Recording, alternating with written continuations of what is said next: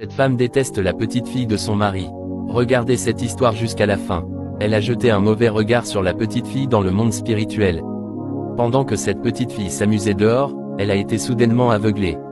Pourtant, quelques instants auparavant, elle voyait très bien. La petite fille se tourne dans tous les sens, qu'est-ce qui m'arrive? Elle ne comprend plus rien. À ce moment-là, elle se met à prier, Seigneur, je ne comprends pas ce qui m'arrive. Je n'ai plus de mère, je ne mérite pas cet état. Ma mère n'est plus là pour prendre soin de moi. Ne me laisse pas comme ça, Seigneur. Pendant ce temps, la mauvaise femme se réjouit dans la chambre, car sa mission est accomplie. Elle fait des incantations. De son côté, la petite fille continue de prier sans cesse, Seigneur aide-moi, je sais qu'il y a un Dieu pour les orphelins.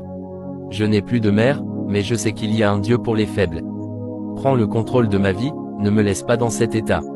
Les ennemis vont se moquer de moi, je ne peux pas supporter ça. Mon père n'est jamais à la maison, il travaille, et la femme de mon père ne m'aime pas.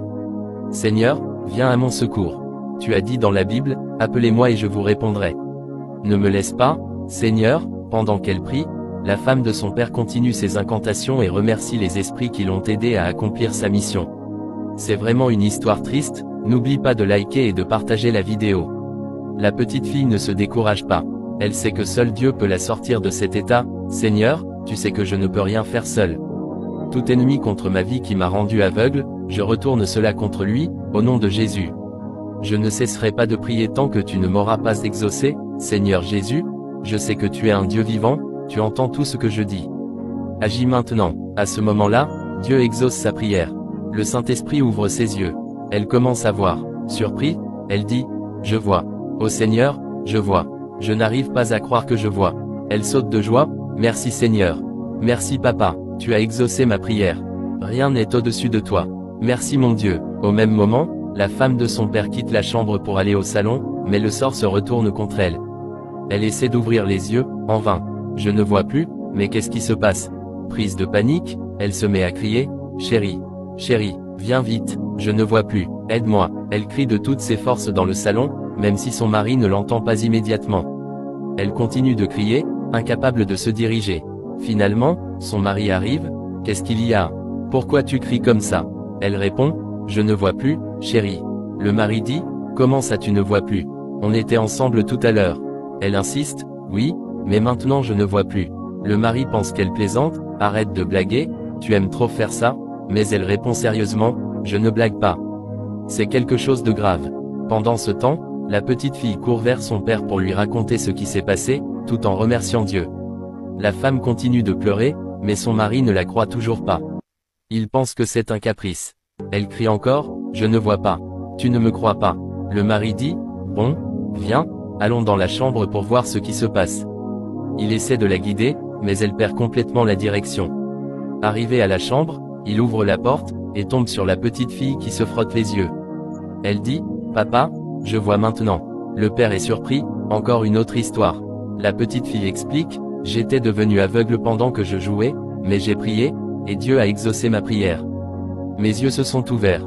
La femme, furieuse, dit, et pourquoi maintenant tu vois? Tu ne devais pas voir. Le mari, énervé, dit, je ne comprends plus rien. L'une dit qu'elle voit, l'autre dit qu'elle ne voit pas. La petite fille continue, papa, quelqu'un m'a jeté un sort, mais Dieu m'a sauvé. La femme crie, qui t'a dit de prier? Pourquoi tu as prié? Le père est choqué, comment ça? Elle doit demander avant de prier. La femme dit, tu vois bien que ta fille est à la base de ce qui m'arrive. Puis elle crie, petite sorcière. La petite fille répond, papa, dis-lui d'arrêter de m'accuser. Je ne suis responsable de rien. Peut-être que c'est elle-même qui est responsable de ce qui lui arrive. La femme, en colère, essaie de la frapper, mais elle ne voit rien. Elle crie encore, incapable d'accepter que la petite fille ait été sauvée. Le père essaie de calmer la situation. La petite fille dit, papa, dis-lui d'arrêter. Cette femme est méchante. Le père demande à sa fille de sortir, mais elle refuse, non, je ne sortirai pas. Ta femme cache quelque chose. La femme s'énerve encore, gesticule dans tous les sens sans voir la petite fille. La petite fille dit, personne ne sort d'ici tant qu'elle n'a pas dit la vérité. Le père tente de calmer les choses, mais la fille insiste, je ne me calmerai pas tant qu'elle n'avoue pas. La femme cherche à fuir, je vais à l'hôpital. Mais la petite fille dit, non, elle ne bougera pas. Le père crie, pourquoi tu dis ça? La petite fille répond, même à l'hôpital, ils ne verront rien. Elle m'a jeté un sort, et le sort s'est retourné contre elle. Elle sait de quoi je parle. Dis-lui de dire la vérité. Voici la suite de cette histoire. La petite fille met la pression sur son père pour forcer la femme à dire la vérité. Aussitôt, la femme se met à genoux et commence à supplier la petite fille et son père. Je veux dire la vérité? Je cache quelque chose? C'est moi qui ai aveuglé ta fille, comme elle l'a dit, car je ne la supporte pas. Le père, choqué, dit, tu as aveuglé ma fille. La femme répond, oui, parce que tu accordes plus d'attention à ta fille qu'à moi, et je n'ai pas encore d'enfant, c'est pour ça que je lui ai jeté un sort. Le mari, très fâché, dit, quoi? Tu es allé faire du gris-gris à cause de ma petite fille pour l'aveugler? Elle répond, oui chérie, je viens d'avouer, tu dois me pardonner. Elle me fatigue trop dans la maison et je ne veux plus la voir. Le mari dit, donc je dois abandonner ma petite fille parce que je me suis marié avec toi. Tu vois à quel point tu es mauvais. La femme se met à supplier, pardon, aidez-moi à sortir de cet état, je ne peux pas supporter ça. Elle commence à appeler la petite fille, pardon, pardon. Le père dit, ne touche pas à ma fille. Tu récoltes ce que tu as semé. Tu es allé faire du gris-gris contre cette petite fille. Mais la femme continue de supplier, je ne sais pas ce qui m'a pris de me comporter ainsi, chérie, dis à ta fille d'appeler le Dieu qu'elle a invoqué pour m'aider aussi à voir. Le mari répond, donc tu sais qu'il y a un Dieu, et tu me disais d'aller à l'hôpital alors que tu es à la base de tout. La femme ne fait que supplier encore et encore. Le mari propose de la laisser seule, mais la petite fille supplie son père, papa, reste, on doit prier pour elle. Le père dit, tu parles de prière alors qu'elle était prête à te détruire. Mais la femme supplie toujours, n'écoute pas ton père, ne me laisse pas dans cet état, ne regarde pas mon péché, prions, j'ai besoin de prière, prie pour moi, je vais te traiter comme mon propre enfant. La petite fille répond, c'est ce que tu dis aujourd'hui, après tu vas encore te fâcher contre moi. Le père dit à la femme, tu es vraiment mauvaise, maintenant tu veux que ma fille prie pour toi alors que tu as tout planifié contre elle en cachette. Mais la femme continue de supplier son mari de ne pas parler ainsi, car elle est prête à changer.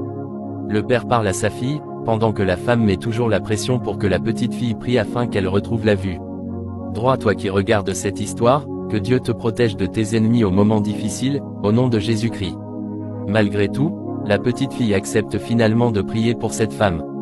Ensemble, ils prient, Seigneur, pardonne-lui tous ses péchés, car elle ne savait pas ce qu'elle faisait, mais la femme s'agite, impatiente de retrouver la vue. Elle commence à confesser ses fautes pour que Dieu lui pardonne. La petite fille continue de prier pour elle, puis elle touche ses yeux. À cet instant, le Saint-Esprit agit. La femme retrouve la vue. Remplie de joie, elle se lève et commence à sauter en remerciant Dieu. Droit, dis-moi dans les commentaires, si tu étais à la place de la petite fille, est-ce que tu allais accepter de prier pour cette femme qui t'a fait autant de mal?